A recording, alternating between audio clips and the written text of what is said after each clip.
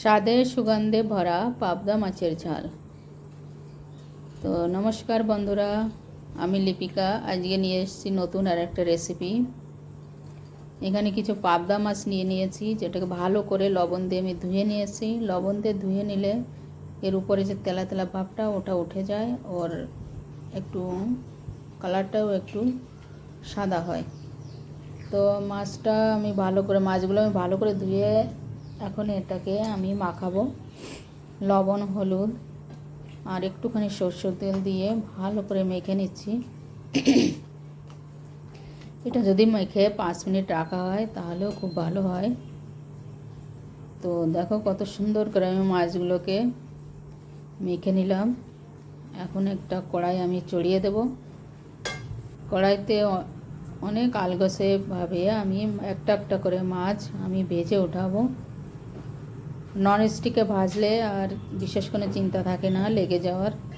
তো এখানে আমি কড়াইতে ভাজছি, এর জন্য আমি একটা একটা করে ভাজবো। আর মাছটা যেহেতু থাকে এই জন্য একটু ঢেকে ঢেকে আমি ভাজবো। ওর মাছটা বেশি ভাজবো না, যেহেতু ঝাল বানাবো। তো মাছ আমি হাফ হাফ ফ্রাই করব। তো দেখো একটা একটা করে মাছ আমি এখানে ভেজে উঠাচ্ছি। তো এরকমভাবে তোমরা অবশ্যই একবার বানিয়ে খাবে, খুবই ভালো টেস্ট হয়, খুবই ভালো লাগবে তোমাদের। তো মাছগুলো আমার সব ভাজা হয়ে গেছে। এখানে আমি একটা মশলা তৈরি করছি, যার ভিতরে রয়েছে হাফ টমাটার, এক টুকরো আদা, 4টে কাঁচা ঝাল আর একটুখানি 2 চুটকি মতো লবণ দিয়ে আমি এখানে একটা মশলা তৈরি করছি। তো এই মশলাটা আমি কখন অ্যাড করবো সেটা আমি সামনে দেখাচ্ছি। তো মশলা ভালো করে মিহি করতে হবে। আমি এই রেসিপিতে বিশেষ কোনো মশলা অ্যাড করব না, আর খুবই কম মাত্রায় অ্যাড করব, কি বেশি মশলা শরীরের পক্ষে ঠিক না। এই জন্য আমি খুবই কম মাত্রায় মশলা দেব। তো এখানে আমি আর একটা মশলা রেডি করছি, যার ভিতরে রয়েছে 1 চামচ সর্ষে, 2টো কাঁচা ঝাল আর একটুখানি লবণ। এগুলো দিয়ে আমি এটাকে ভালো করে মিহি করে পিষবো।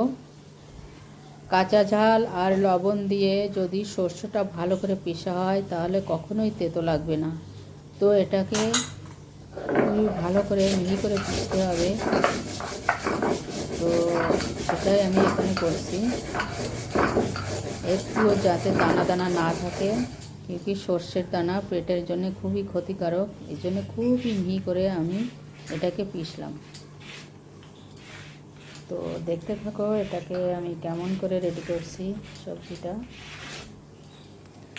তো যে কড়াইতে আমি মাছ ভেজেছিলাম সেই কড়াইয়ের ভিতরে যেটুকুই তেল ছিল, ওর ভিতরে আমি 2 চুটকি কালা জিরে আর একটা কাঁচা ঝাল ভেঙে ফোড়ন দিলাম। আর প্রথম যে মশলাটা আমি রেডি করেছিলাম, আদা, হাফ টমাটার আর কাঁচা ঝাল দিয়ে যে একটা মশলা রেডি করেছিলাম সেটাই আমি দিয়ে দিলাম।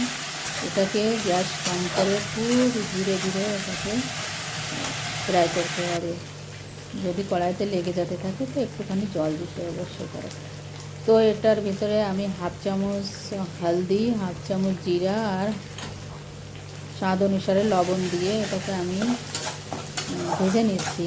তো লবণের পরিমাণ অবশ্যই ঠিক রেখো, কি যখন মাছ মাখিয়েছিলাম তখনও আমি লবণ দিয়েছি। তো এটাকে আমি ভালো করে ভেজে নিলাম, তেল ছাড়তে শুরু করেছে। এই সময় আমি এর ভিতরে পরিমাণ মতো গরম জল দিয়ে দিলাম। তোমরা যতটুকু ঝোল রাখবে ততটুকুই গরম জল দেবে।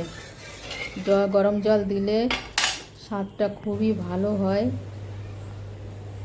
আর রান্নাটা খুব তাড়াতাড়ি হয়ে যায়। ওদিকে গরম জল হতে থাকে, এদিকে রান্না হতে থাকে, তো রান্নাটাও একটু তাড়াতাড়ি হয়ে যায়। তো আমি জলটা ভালো করে জাল উঠেছে তখন আমি মাছগুলো ছেড়ে দিলাম। তো মাছগুলো আমি বেশি নাড়াচাড়া করব না আর বেশিক্ষণ রাখবো না। তো ওই 1-1.5 মিনিট পর্যন্ত আমি ওকে ঢাকা দিয়ে রাখবো। তো মাছ তো খুবই নরম হয়, এই জন্য বেশি নাড়াচাড়া করা যাবে না।